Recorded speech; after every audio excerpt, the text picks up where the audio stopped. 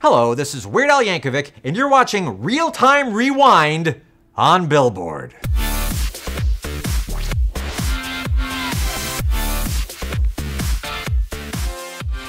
Wow, thanks, Weird Al. As Al said, this is Real Time Rewind. I am Joe Levy. Let's get into all the doings on Billboard's Real Time Twitter chart. Did it seem like Weird Al owned the internet last week? That's pretty much because he did. On July 15th, Weird Al released his 14th studio album, Mandatory Fun, and he celebrated with hashtag 8 videos, 8 days. You've heard of Christmas in July? This was a little bit like Hanukkah in July.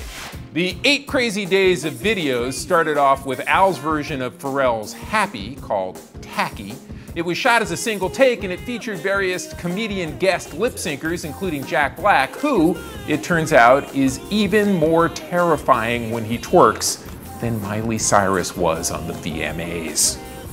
Tacky hit #1 on the trending 140, so did Word Crimes, which turned blurred lines into a grammar lesson, and that turns out to be not just educational, it's a bit of an improvement. In fact, 6 out of Al's 8 videos hit #1 on the trending 140.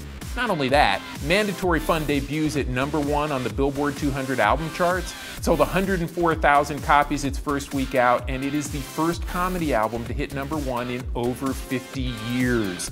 That's the first one since Alan Sherman with My Son the Nut in 1963, when Al was 4 years old. I think this calls for a celebration. I'll be right back. I feel so much weirder now. What? Now, there were a lot of very smart, very long articles on the internet last week asking, hey, what's up with Weird Al? Isn't he like old media? And can you really make fun of blurred lines now? That was like last year. Everybody shut up.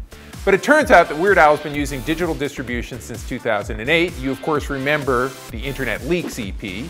And his strategy for Mandatory Fun was as simple as it was effective. If somebody gets sent a link the day after a video premieres, people are like, oh, that was so yesterday.